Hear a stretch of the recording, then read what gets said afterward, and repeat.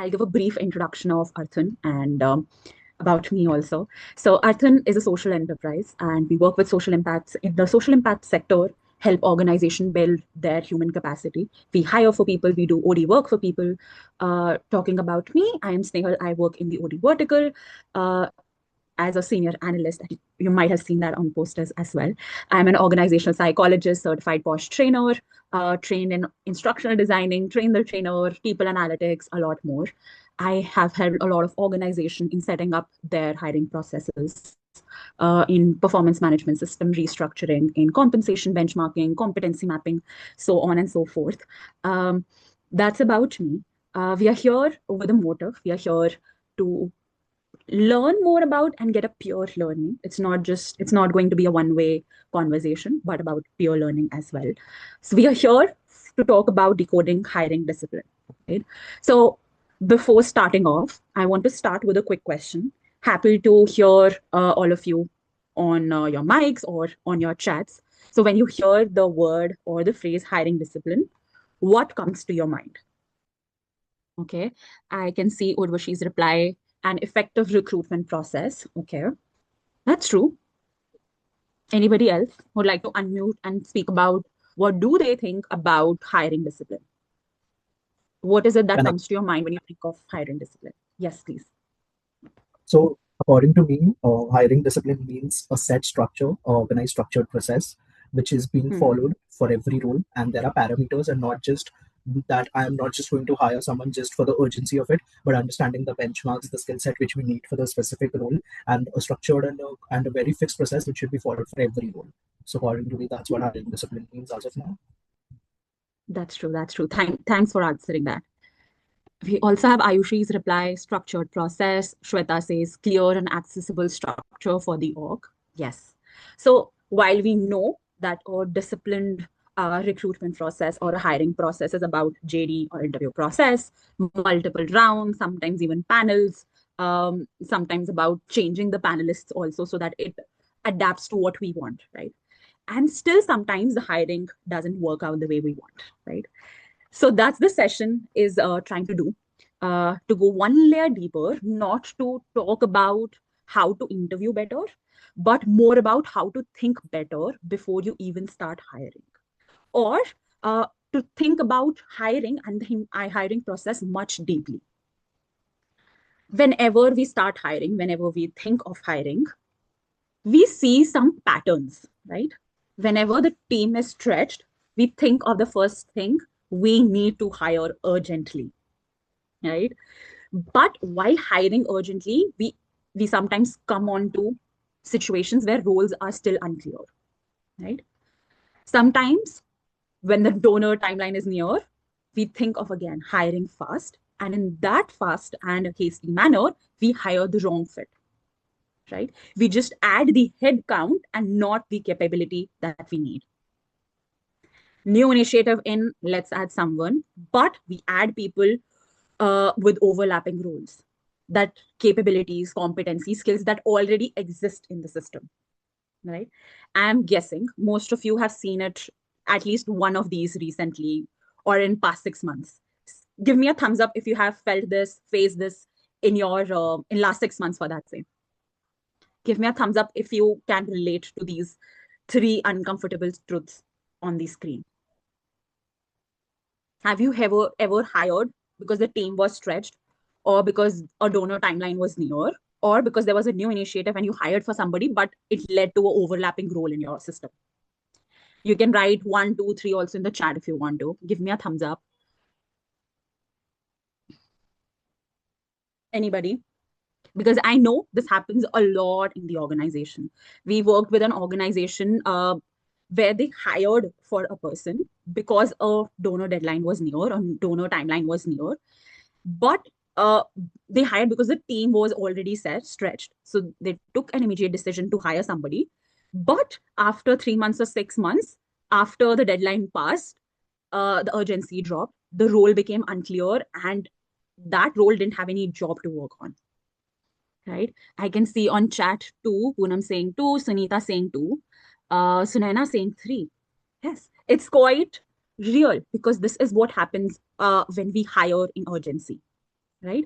So the person in such situation end up doing bits of everything, uh, and not doing what the role was actually assigned to them, right? If you see, this is a pattern. The real trigger is not the pressure, but team pressure, a donor timeline, and a growth pressure, right? And hiring become quickest visible solution in such situations, when the team is stretched, when the donor timeline is near, or when there's a new initiative, right? So the actual problem is not that we don't know how to hire, or we don't have a hiring problem, but we have a decision making problem on who to hire, why to hire, right? The problem is not about hiring, sourcing them, or interview rounds, or stakeholders involved in the entire process, but about who to hire and when to hire, or if we actually want to hire or not. Which makes us come to this very real problem in hand, and I want you all to reflect on it. This is a situation where you all have to decide whether we should hire or if we should not hire for this. So the situation is that the team has been working late for past 2 weeks, only because a donor deadline is approaching. They have to work on something. So the team is entirely stretched, right? Manager comes up to you and says that we need one more person immediately, right? You have to decide, should we hire for this person or should we not hire for this person? Since the situation says it's a 2 weeks, like problem has evolved from last 2 weeks only, we don't think that there is a need of hiring, even though a person is required, maybe a volunteer or somebody from other program teams can step in or maybe help us out. But I think for me, it's not a hiring need. Yes. Thanks for sharing that. Yeah, so I wanted to share that if it is once a while that this kind of situation is happening, so we don't have to hire. But if it is every quarter or every once a while that we are firefighting with this, then there is a need Yes. to hire somebody for this role, because maybe this particular role is not being given to somebody in their KRA, in the KRA, and that is why there is no allocated person who is working on it. Yes. Maybe. Thanks, Uma, for that. That's really what we wanted to bring all of you I, onto. so I Yes. just wanted to add on, like we need to see and assess, although somebody has also pointed out the same, that if it is regularly some problem, or if we need a specialization in something, like if we need a specialist, we have the programs team, but do we need a specialist, a data analyst or someone for a short term for reporting period, then we can do that voluntary basis, or we can hire someone for short term also. So we have to assess the need actually. Do we need a regular person? If we hire someone for 365 days and we don't need the person for 365 days, so then we have to make that assessment also. Coming on to, so before going on to deciding whether we want to hire or if you don't want to hire, like all of you mentioned, Uma, Rakhi, Ayushi, all you mentioned, we want to push this question a little further and probably ask, is this workload temporary or for 365 days, or if it's coming every quarter, what exactly is the work that needs to be done, right? This person in this situation, the manager said we need one more person immediately, but for what, we don't know, right? Or is something unclear in how work is currently being distributed. How is work currently distributed in such scenarios, right? It is not about designing interviews. We are slowing down in the moment and thinking whether we want to go ahead and hire or not, right?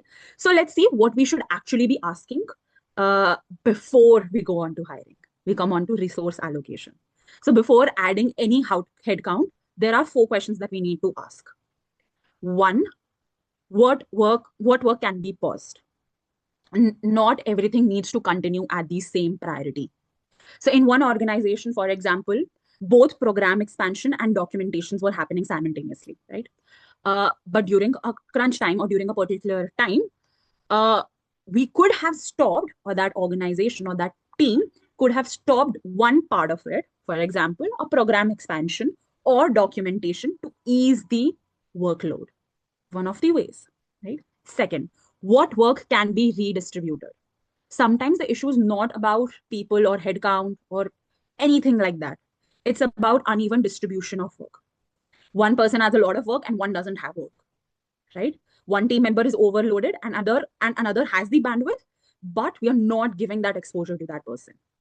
Third, what work needs ownership, not support, right?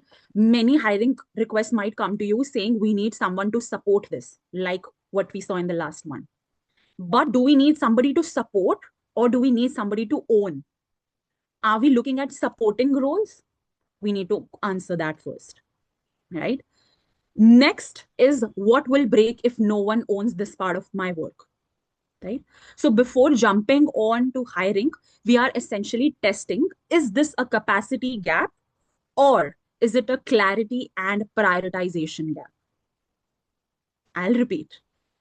Before hiring, we need to test, is this a capacity gap in the organization that we are hiring for? Or is it a clarity and prioritization gap within the resources that we have? Probably we don't need somebody to hire, or there's no capacity gap or a capability gap, but probably we just need to redistribute work or prioritize things differently, right? So it becomes very clear when you look at it in this way. And once we are clear on that, the next question comes, when should we actually not hire and when should we actually hire? Do not hire when the problem is temporary workload, like you all mentioned, when the work can be redistributed, when the role exists only because of certain project or a certain deadline. We don't want to hire for temporary things. If the work can be redistributed, we will probably shift to that, right?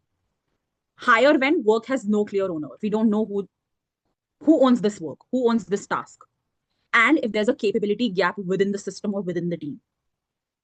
So hire when the capability does not exist internally, right? We're not just talking about hiring, bringing more headcounts in the system, but we are hiring for capabilities. We might have people with time, but not with the right skills or experience. So we will hire, right? For example, your program team is, for example, struggling with monitoring, evaluation. You probably want to hire somebody with M&E person, a person with that kind of skills, with that kind of experience, right? But if you already have somebody who can do that, who has some sort of experience in that, probably want to train them internally over the next 3 to 4 months because you have that capability within your system. You just need a little push, just need more training towards that. We have done a lot of training in those aspects for a lot of organizations for program handling, how to do certain things, right? Program implementation, so that they build the internal capacity. They don't need to go ahead and hire somebody new, right? Once you make that choice, the next challenge comes. How do you define the role in a way that actually leads to a good hire? Now we have decided कि हमें hire करना है, but how? Right? The real question. But before we move on to that, I think we've talked a lot about if we need to hire or not. But today we are going to talk about role-based outcomes, role expectations. How can we translate role expectations into interview evidence? How can we reduce bias through structured evaluation and define what success looks like in the first 180 days? So we understood कि हमें hire करना है या नहीं करना है. Now we will come on to the hiring discipline. Why we are here, if we are hiring, how to do that, how to make JDs that are role-based, that are outcome-based, how to translate those into interviews, how to reduce bias, and how to ensure that we are able to see the success or define success for that role for 60 days or for 6 months of them being into the system, right? So everything we have discussed so far sits inside these 3 pillars, right? These are not separate things, but just one flow, one thing. First, drafting for outcomes. Clarity of the role. What are we hiring for? What are the outcomes we are achieving or looking at? Second, candidate and role evaluation. How you assess people, basically. Third, interview and decision discipline. How you actually make the final call. Yes, no, do we need this person or do we not need this person, right? Most of the organizations sometimes just jump onto the second or the third one part. We don't define the outcomes. We don't know what the person will own. We just jump onto the second and third pillar. But that won't save you if you're not clear about what is this person going to own for us. So what we are going to do is start with the first pillar, which is drafting for outcomes. If you don't know what they own, if they join us, you don't know who to hire, right? When we see a lot of JDs, when we restructure a lot of JDs, we see that there are a lot of tasks: coordinate, support, manage, assist. but no clear ownership, no clear outcomes on how to look at success, right? They don't tell the candidate what they are going to own in the next 3 months, 6 months, or once they join this role. So before we even look at the candidate or circulate anything, we need to fix how we define the role, right? Let's see why most JDs fail in the first place. One, they list tasks, right? Coordinate, support, manage, assist. They're not defining the success, right? So even after the JD, reading the JD, people will not know what good performance in this role will look like, right? And they don't clarify ownership, and this is the biggest gap, right? Recently, I saw a JD that was 7 pages long. 7 pages. I was shocked seeing that JD. How can a JD be 7 pages long? But the most interesting part was that it didn't talk about ownership, success, or anything like that. It just talked about tasks that they are going to do, right? How is that person going to know what all of this is going to be accountable for? What will change come? What change will come because of this role, right? So when the person will join, they'll do things that are written on that role and not go above and beyond uh, to fulfill that outcome. So if the role is unclear, your hire will be unclear, right? So instead of task, what should we be looking at? We should be looking at outcomes, right? Which brings us to this slide. Task JD and outcome JD. That 7 pages long JD was a task JD. It defined activities, right?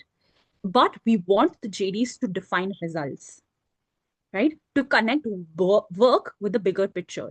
If I'm telling that you need to bring or you need to get 90% of 90% engagement, more engagement in the program, I'll go above and beyond. I'll find creative ways or creative solutions to get that engagement. If I'll already define कि मुझे कैसे engagement लानी है, I will not do anything apart from that, right? You don't, in the first one, you don't know what success is. You don't know how performance will be judged. You don't know what decisions you can take. But in an outcome-based JD, there's clear goal. There's a time frame attached to it. In next 6 months, this much of engagement you need to bring, this much funding you need to get, right? Or you need to get these many partnerships on board in these many months. There's ownership, right? In task-based roles, founders, managers, founders will still hold most of decisions because they're just owning tasks. They'll still go back to the founders and the managers to know कि अब क्या करना है, अब क्या नहीं करना है, right? But in an outcome-based role, they'll look at success from their own eyes. Like I mentioned, they'll go above and beyond and see how can I bring this result in my own game, right? So I saw there was a question in the registration form. Why do organizations sideline capable people? Something around that, right? But when I saw that question, the first thing came to my mind was if the role is not defined with outcomes, even a strong candidate don't get space to own things or to work. They will feel कि हमें तो जगह ही नहीं मिल रही. I'm capable of doing things, but I'm not owning anything. I'm just doing what you are telling me to do. I'm just doing tasks. I'm not owning anything. I'm not doing anything concrete, right? They end up executing tasks instead of driving results. I'm not driving results. I'm just executing what is written on the JD, right? So the question comes, how do you check if your JD is actually clear? I found this very useful. I do this for all the assignments that I do for JD structuring. Always look at a JD from 3 lenses. Whenever you are curating a JD, look at from 3 lenses. First, outcome. Can you clearly tell what success looks like in this role? I will probably not look at it vaguely, but specifically, concretely. What is the outcome that I'm looking at? Second, ownership. Can you tell what decisions will move away from the founder or from the managers if this role exists? What are they going to own? Right? Third, the hiring signals. Very interesting. Can you predict what kind of person a JD will attract if your JD is probably execution heavy? Can anybody tell me that? If you see a JD that is vague, that is execution heavy, what kind of candidates are you going to attract in such cases? So more likely the candidates who are just going to do the task when they are being told, they would not be good decision makers or good managers. not risk takers, and those who do not want to take risk and take ownership and expand, like they will not be able to feel for the vision and mission of the organization, rather just the task. What is the Yeah. larger picture? They will not be able to see that. So those Yes. kind of people will be attracted. Great. Thanks, Rakhi. You're absolutely correct. According to me, I feel that it would attract candidates who would be working better in a structure where they just have to receive orders, and maybe candidates who are burned out due to their previous experiences of strategic pressure. So according to them, being in a place where they just have to take orders and just fill it, I think that would be comfortable for them. But for me as a recruiter, that would be a misaligned match. Yes, absolutely correct. You all are very correct in what you all answered. So your JD is not just describing the roles, right? You're hiring for. You're actually filtering the kind of candidates, right? Which we often don't think like that, right? We are not just describing what we are hiring for. We are filtering out so many candidates because you wrote down things that they'll own. So people who like taking responsibilities, who are accountable, who like owning things, doing things creatively, will hire for it. So you have filtered a lot of candidates from here, right? And this brings us to our next slide. If decisions do not move away from the manager or from the founder, this role is not adding capacity. It is just adding coordination, right? In many organizations, especially if I talk about founder-led ones, this is very common because even if I hire, approvals or decisions are still going back to the manager or to the founders, right? Key decisions are still taken at the top, and you are just working. You're just doing the task. You're just checking the list, right? The new person will keep on checking before doing anything because they're just owning tasks. They're not owning success or taking ownership of anything, right? So what will happen? They'll end up coordinating, following up, executing, and not really owning, right? That's coordination. That's not what you're looking at. Sometimes you're looking at ownership, right? Which was probably never designed into the role or into the JD, right? So once we fix the clear outcomes, clear ownership, the next step comes, how do you actually assess the right person for this role? Right? We've talked about it. हमने JD बना लिया, हमने outcomes clearly define कर दिए. Now, how to assess the person for this role? We will come on to JD clarity to hiring assessment. Right? Now, everything downstream will become structurally easier because we are starting hiring. We start hiring now, right? During the interviews, we sometimes realize कि हमें पता ही नहीं है हम क्या hire कर रहे हैं. But हमने क्योंकि outcomes define कर लिए, now we know what we are hiring for. So the questions will become less random but more specific and consistent, right? Now we're looking at candidate evaluation. If you don't know who will thrive, you don't know who you are looking at, right? Thriving in a role is not about generic stuff. We are talking very specific about the kind of work, the kind of team, the kind of constraints, the kind of competencies, right? If someone will have not thrived in a or has always thrived in a consulting setup, a structured manner, in a systematic consulting setup, they may feel uncomfortable or struggle in a fast moving or evolving non-profit organization where priorities keep on shifting sometimes, right? So here we are not asking if this candidate is good. We probably are going deeper and asking, will this person thrive in this specific role and context, right? And to make that practical, we break that into three parts. My most favorite framework: the can, the how, and the will, right? The first, the can, skills. Do they have the skills and experience needed for the role? This is the easiest to assess. We all will agree. Give me a thumbs up if you say this is the easiest to assess as a hiring manager. I can see Ankit's thumbs up. Thanks, Ankit, for that. I resonate with you. Second will be the will. Do they have the motivation, interest, and grit for the role, for the sector, right? Especially important in the social sector, I feel, right? Someone had asked about interest or agility, right? I saw the registration form and uh, the person asked if we should look at interest or agility, right? You don't assess it by asking, are you passionate? Are you interested? Or are you agile for that matter?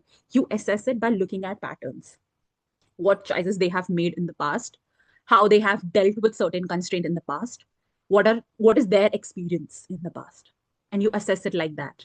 Are they interested? Are they agile? How are they thriving in such systems? How are they thriving when a priority is shifting every day or every month or every quarter? How are they thriving for it? Yes, Ankit, please go ahead and ask. Yeah. Yeah, actually, I just had a small doubt. Okay, Hmm. so I've been hiring in the social sector for I think since the last 5 months. Okay, and I just had a question regarding mindset. How do we differentiate between someone who's motivated, okay, but at the same time someone who has been in the sector for quite a long time, okay, but it is hard to differentiate if it's the motivation or if it's the burnout or it's the comfort of being in the same sector because he's been in that for so long that he wouldn't want to switch. Hmm, interesting. But are we looking at those things? Are those our priorities? Are we also looking at the skills? Are we also looking at the how they work? Or are you just sticking to the mindset uh, on saying that they're motivated and they are in their comfort zone? Are you bringing, probably, I'll put it like this, probably are looking at things from a bias perspective. I'm not judging, but probably you want to look at things differently, right? We'll come on to that, how to remove that bias, how we want to make it more structured so that the unintentional bias or unconscious bias get eliminated. Probably the priority or my preference is not about whether they have been in system for years or not, or if they are motivated. Both are motivated. One is motivated to be in the social sector and the other is has the experience of being in the social sector. Probably that get eliminated from here. Then I'll probably look at the skills. If they can work, they have the skills and competencies to work in that sector, or the how they work for it, right? Probably want to look at those two things then, right? I'll answer your questions later. You can come back to this question again also in the end. Yes. So the third comes the how. How do they work with others? Do they collaborate? Do they communicate early? Or do they know how to navigate certain things, right? Many hiring mistakes happen because we over index the on can, the skills, the competencies. They are technically strong. So we assume the rest, the mindset and the how will work out when they will join. But misalignment shows up very early, right? When the will is missing and the how is missing, the misalignment will show up, right? I heard a lot of questions about the culture fit and the culture ad also, and I like to bring it here. Uh, when to hire for somebody who is a culture fit and when to hire for somebody who's a culture ad, right? So culture fit is, does this person ways of working match with how our organization currently operates? It's about alignment in existing behaviors, right? Example, how fast the decision is made. Uh, do they have high ownership? Do they work top down? How do they work, right? So culture fit is more about low friction on when they enter your current system, right? What is culture ad? Culture ad would mean, does this person bring something to the organization that is currently missing? It's about expanding, going beyond, or correcting the current culture, right? So we are not different or diverse for the sake of being different and diverse, but actually in a useful way, right? For example, if your team is very execution heavy, they are good at executing things, you probably want to add somebody who's a strategic thinker, who thinks in that way, right? Or if your team is a little chaotic, they're all over the place sometimes, you probably want to add somebody who's more structured and systematic. That's how you do that. Your culture ad is an intentional shift or strengthening of the system. So you hire for the culture fit when you need stability, when you need speed, when your current culture is working correctly.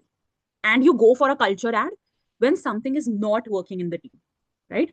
Decisions are too slow, ownership nahi le raha. You want to add somebody who doesn't repeat the problem, who doesn't fit in this entire loop or in this entire vicious loop, right? Or when you're looking at changing and scaling, you want somebody better, not better, but I would say who thinks differently, right? Or if you have a clear gap in competency, capability, or if you lack structured thinking, right? If you lack somebody who can handle or manage stakeholder, you will do a culture ad, right? So now we know what to evaluate: skills, mindset, will, culture ad, culture fit.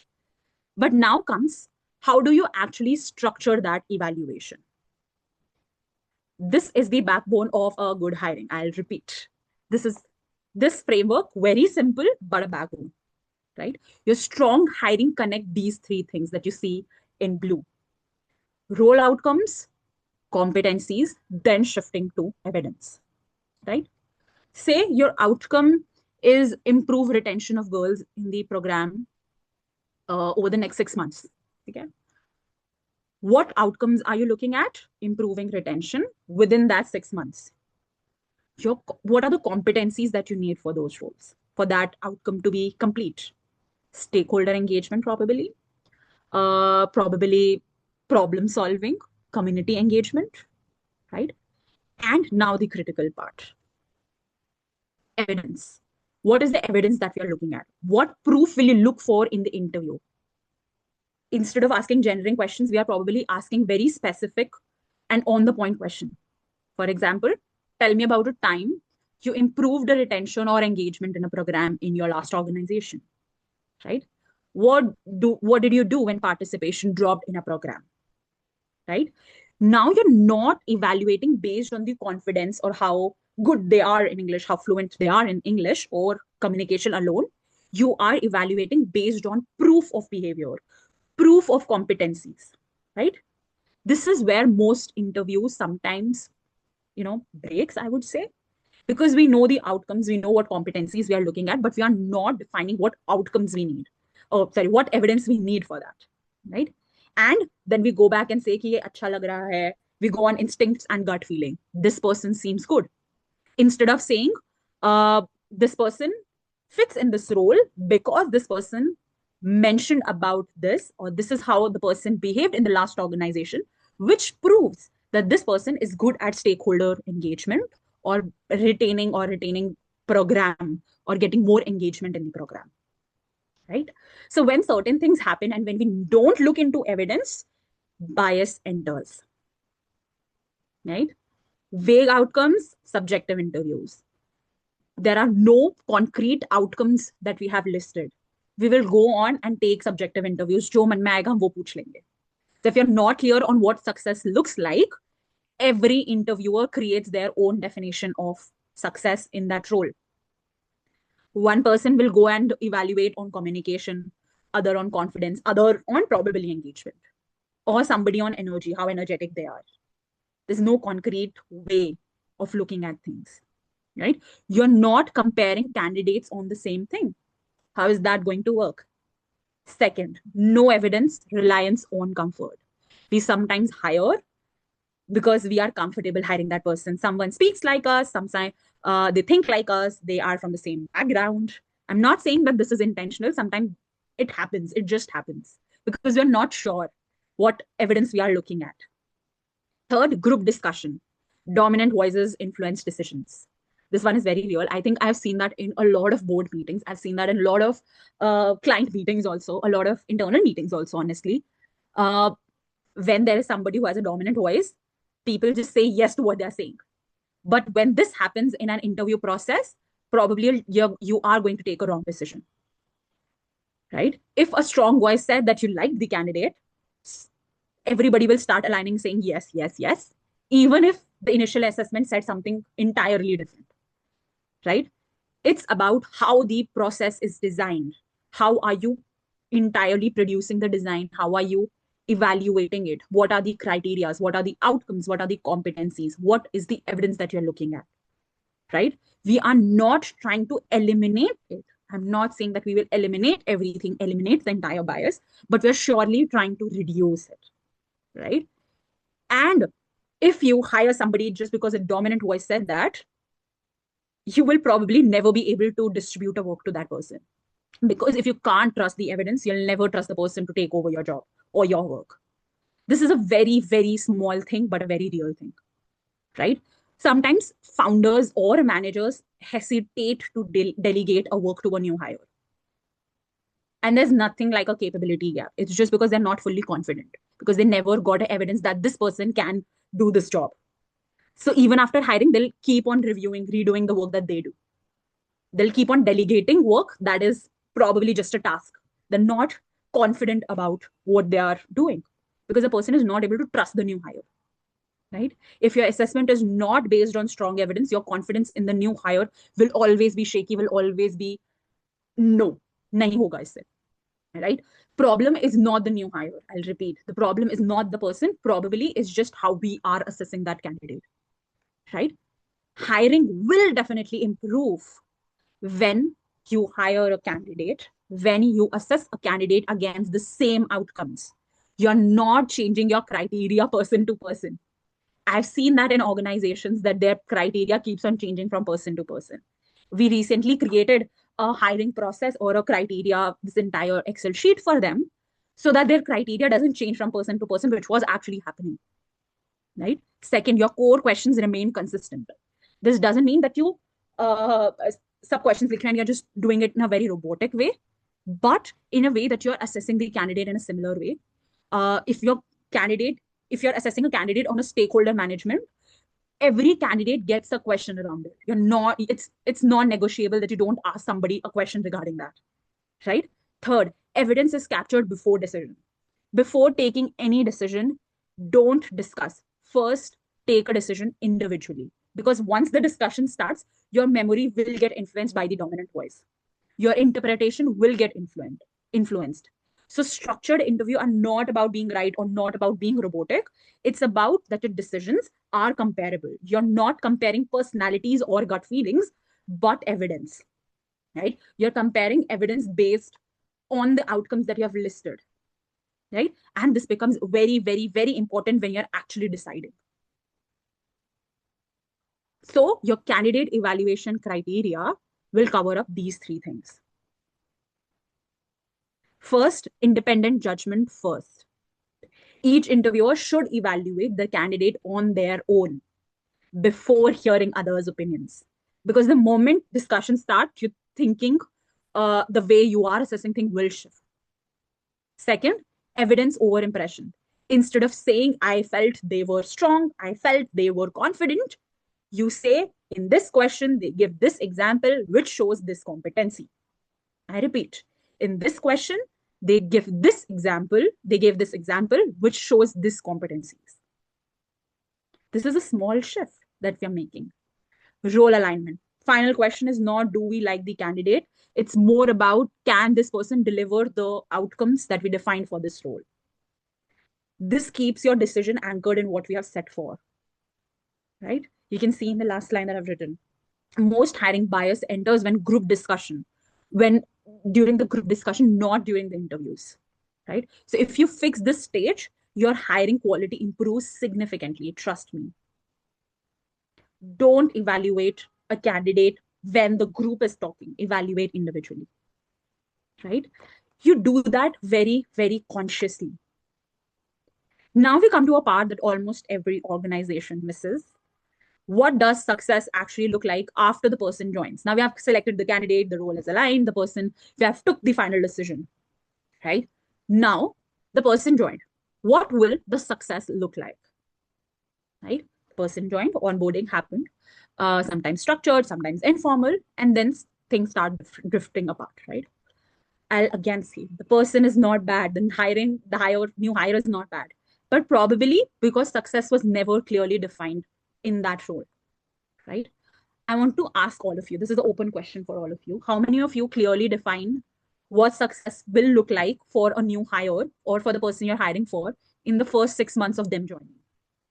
I would say, like in my experience, like people do define KRAs, but also the quality of the KRAs is not always like it's not always outcome oriented, right? It's sometimes KRAs also framed more as tasks rather than like what you're owning and what outcomes you're responsible for delivering. Mm-hmm. Yeah, correct. Thanks, Urvashi. Thanks for that.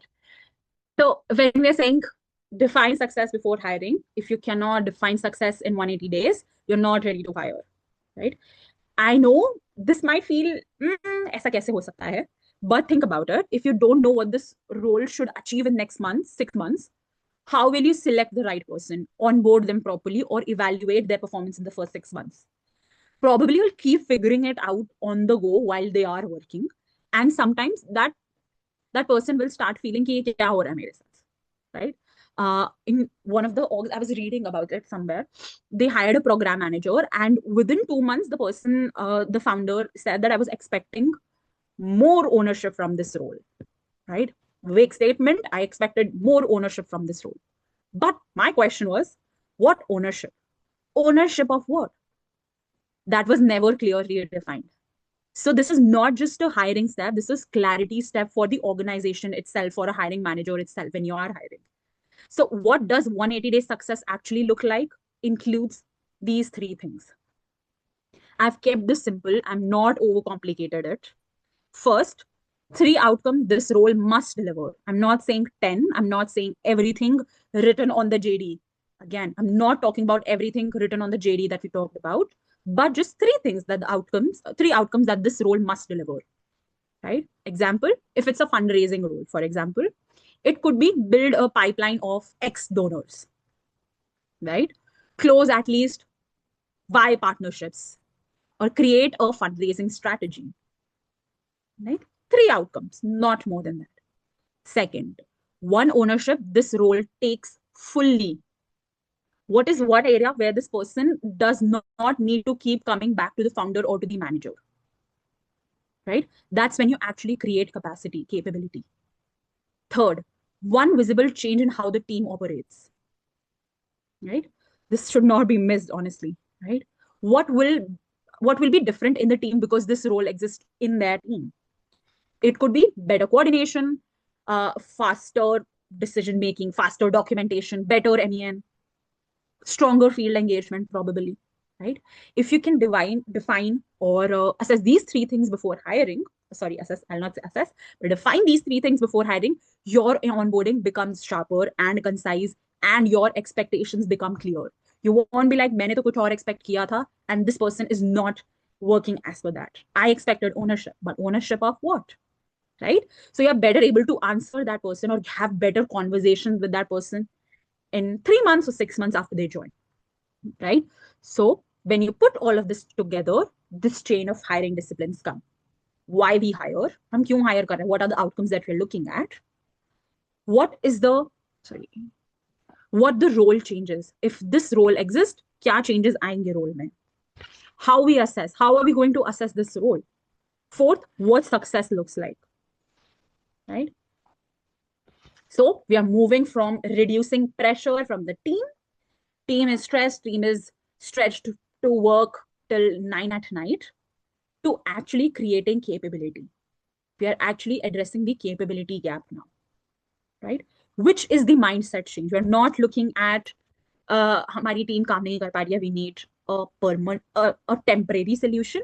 We don't want to look at temporary solutions. We want to look at permanent solutions, probably, right? So that brings us to the, I'll not say end of the session, but I'm open to answer your questions before we move on to our last activity. Any questions, anything that you want to share, discuss?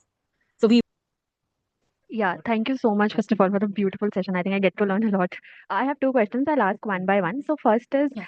as you said, that we should have like a 180 days clear success key picture for the candidate. I mean, in the organization we are running in we're working in the interview process itself, we familiarize candidates with the mission we are working in, and this is something that we want to do. And a lot of conversation happens around what this role looks like, right? So I personally feel that giving them a set of things that, hey, these are the things, if you are able to do it in 180 days, then the success rate. Don't you think this will be slightly overwhelming for new candidates to just step in and get to listen these things? And like, we usually prioritize setting short goals, maybe probation goals, 1 month, 2 months, and then stepping into the bigger goals we are working in. So yeah, first question is, maybe you can answer first and then I can ask the second question. Yeah. Sure. Thanks, Shweta, for the question. So to answer that question, we are not saying you go ahead and tell them what success will look like for them in the 180 days during the interview process.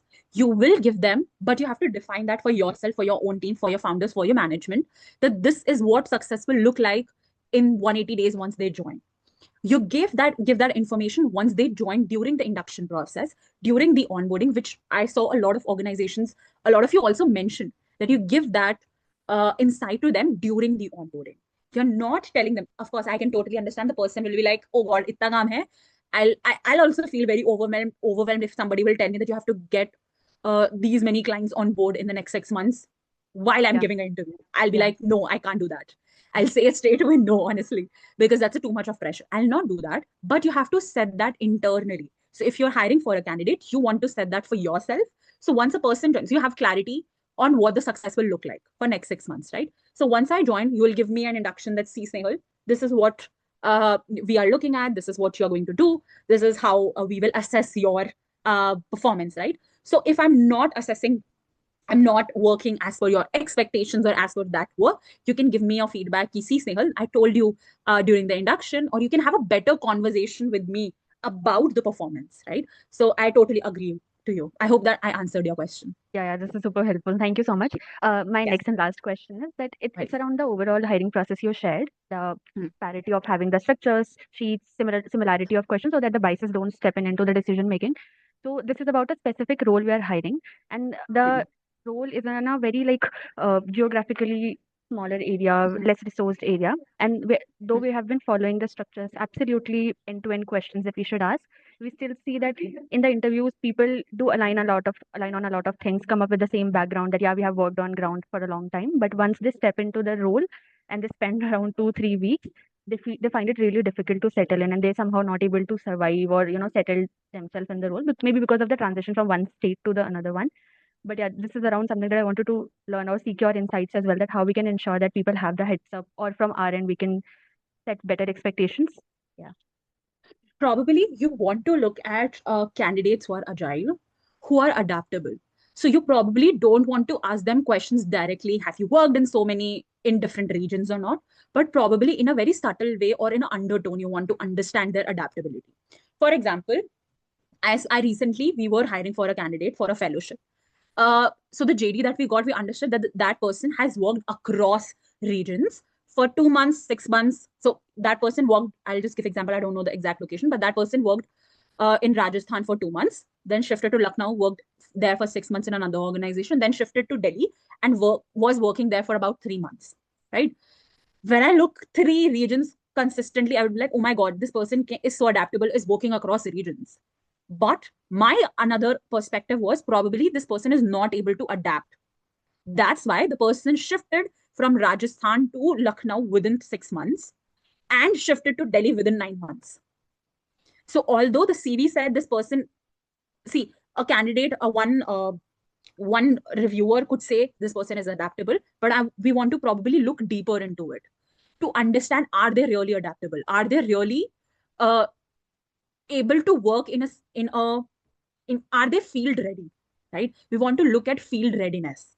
Will they be able to work in a tribal area, Yeah. or where networks are not available? Are they adjusting? I know this is a complex situation where candidates will say कि हम कर सकते हैं, हमने ये किया, हमने वो किया है. Probably want to look deeper into seeing evidence for it.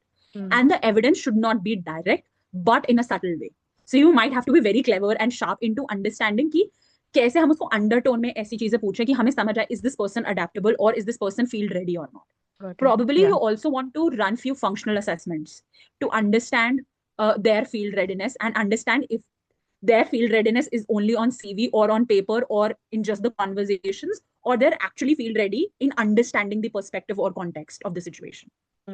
Yeah, so it's not really a question, just a thought that I have been also observing as a trend happening in the sector is somewhere in those 180 days, what you mentioned, retention of a newly hired person becomes a huge concern, and retention इसलिए नहीं हो पाता because they somewhere are not able to understand the culture of the organization. Right? So in those 180 days, somewhere it's important that we should have the focus on making the person more familiar or comfortable, or push towards like understanding the culture. Then the KRA, the responsibilities, yes, that has to be part of it. But yeah, to retain the person, and if it is an early out, it is good कि probation में ही समझ आ जाएगा कि the person will not be able to continue with the organization. Just a thought that came across through the useful conversations we were having. Thank you so much. Thank you, Ayushi. But I have a thought for that. So if a person is not able to fit because of culture, or because they are not able to understand how the organization is fitting, probably you want to relook at your interview process and your JD again. How are you defining your organization? Because if you define your organization, your culture, how you work, probably they'll get better understanding of the organization, the role, how the organization works. So it saves a lot of time for you, and wrong people will not join the organization. So probably you want to look at that. Secondly, if you're like, I understand what you're saying, probably the first 6 months is also about them settling in. That's why it depends on level to level, right? Probably if you're looking at a leadership level or a manager level, you want to look at outcomes more and not just them adjusting, right? Because at the end of the day, we are looking at people who can work for us, who are adding capabilities, right? We have to ensure that the KRAs, the performance is on track for us. Yeah. Hi, Snehal. So this is just not a question, but a reflection. I heard all of you giving examples. So I'll just share one example that I saw one of the employees in one of the organizations I was working, that she was on probation for 6 months, and they then kept on expanding her promotion, like for 6 months, then another 6 months. So I realized what we have learned today is that filling that gap of understanding and setting the expectations right during the hiring process, because later on telling that we were expecting something else from you, the candidate is not aware of what were the expectations. So it's absolutely correct to set the expectations during the interview, as well as what you have told, that setting the targets of 180 days, because that helps not only the organization but also the candidate to take a decision whether they are the right fit in the organization or not. Because if they are not, then they'll not be able to continue for long. Maybe we can keep them for 6 months or so by orienting them, but not for the longer duration. So I think Yes, that's very, very necessary to set those expectations right. yes, yes, absolutely correct, Raki. So once you set the target, once you convey to them what we are expecting of them within the 180 days, within the 6 months or 3 months, uh, you will be better able to have that conversation with the people. You will have better evidence to prove why you are giving a promotion or not giving a promotion, or probably extending the probation, right? So it gets easier for the management, for the hiring managers, for team leads to give that information, to have that conversation around that, and to also for also themselves on assessing कि हमने जो पहले expect करा था वो fulfill हो रहा है या नहीं हो रहा है. So after this entire session, whatever we have discussed, whatever we have learned across the session, what is the one thing that you'll start doing? One thing that you never knew existed, or you never did, probably want to start from now. Second, one thing that you'll stop doing. And third, one thing that you'll continue doing, that you were already doing and you want to continue doing that. Go ahead. That's an observation working in different organizations, also working with. So generally, when we hire people for a team, so sometimes what happens, the hiring team is different, and the team with whom the candidate will be working is different. So that happens generally. So what is your opinion or suggestion on that? Because one example you gave, when that manager is not trusting the new candidate, is not delegating. So that happens actually. So, and that happens because the manager might not be involved in setting the roles and responsibilities in the JD, maybe the JD setting on papers, but not really engaged in the hiring process because of maybe biasness or something. So what is your suggestion on that? I just wanted to know. So first, I think managers or the team lead should be involved. Number one, coming on to they will call people they know. I think if you have a set criteria, if you know what you're hiring for, how, the can, the will, if your criteria, if your evaluation criteria is set, I think bias will be eliminated. I'll not say eliminated, will be reduced. There'll be less bias involved. So if I am a manager and I don't know what I'm hiring for, or if I know what I'm hiring for, I know what I'm looking at the candidate, what role I'm looking at the candidate, what I'm expecting of the candidate, I'll be better able to ask questions, right? Even if the core questions remain same, but still I'll be better able to probe them, right? I think they should definitely be engaged or involved in the hiring process, and not say entirely. Again, probably in one of the rounds, in one of the interviews, they should be part of it. So that, and secondly, like you mentioned, sometimes the expectations don't match. One, involve the manager or team lead in the JD creation. Second, when you set the outcomes, the evidence, the 180-day checklist, engage them, keep them involved. They are very important people who will be assessing the candidate's performance. So they should be involved in that. You'll also get better understanding of the role. Sometimes I'm hiring for a role. I may know the role because of the JD, probably superficially from a very base level, but not in a depth manner, right? Not deeply. So I need somebody who knows the person, or who knows this role, what this role will look like for me in depth, right? So I'll be better able to assess that person. I hope that I answered your question, Rakhi. Yeah. Thank you. Thank you very much, Snehal. Thanks. Thanks, Rakhi. So we have from Milani, we are working on a 0 to 90-day induction for all employees, working to formalize this for all staff by April. Amazing. Would like to streamline recruitment for every position. So the interviewer feedback form is private to that interviewer. Got it? Right now, comments are put in a common Google Sheet. Hope to remove bias and reduce impact from the stronger voice. That's amazing. That's amazing. Good to hear that your organization is taking that step. You are taking that step. Poonam has mentioned they will show success in JD. Got it? Will share three rules, ownership, clear KRA. Okay. Third, we'll keep doing induction and give the role expectations. Great. Thanks for sharing that. Sunana has mentioned, we'll mention the expectations in the JD in terms of ownership, reducing the impact from stronger voice to avoid manipulation. We'll continue sharing the KRAs with the staff. Thanks for that. Shweta has mentioned, share more clear indicators for success. Stop relying on the responses, on the direct questions. Will probe more, ask indirect questions. Yes, that's the clever thing a hiring manager should do. Continue following structures and include diverse team members for interviews to reduce bias. Great. Love hearing all of you. And it's great that you have started reflecting and you're learning. Even if you have learned one or two things from this session, I've also succeeded in that. So that's a success for me too. Thanks everyone for that. To get the post-session handouts, you want to scan this QR code and submit the feedback form for this session. So once you submit the feedback form for this session, you'll get a link on the screen. You will have to click on that link and download all the post-session handouts. It was a great session. Thank you for being so interactive. Thank you for helping me understand a lot of things about different diverse organizations. I hope this was helpful. Please feel free to reach out to us in case you want some help in terms of hiring, seeing JDs, you want help, anything regarding that, we are all there for it. Happy to help social impact sector. We love social impact sector. So I'm bringing this on the screen. You can reach out to me or to Nandita. The email IDs are given here. You can reach out to any of us, ask questions, ask anything, discuss. If you want to share any insights, please feel free to do that.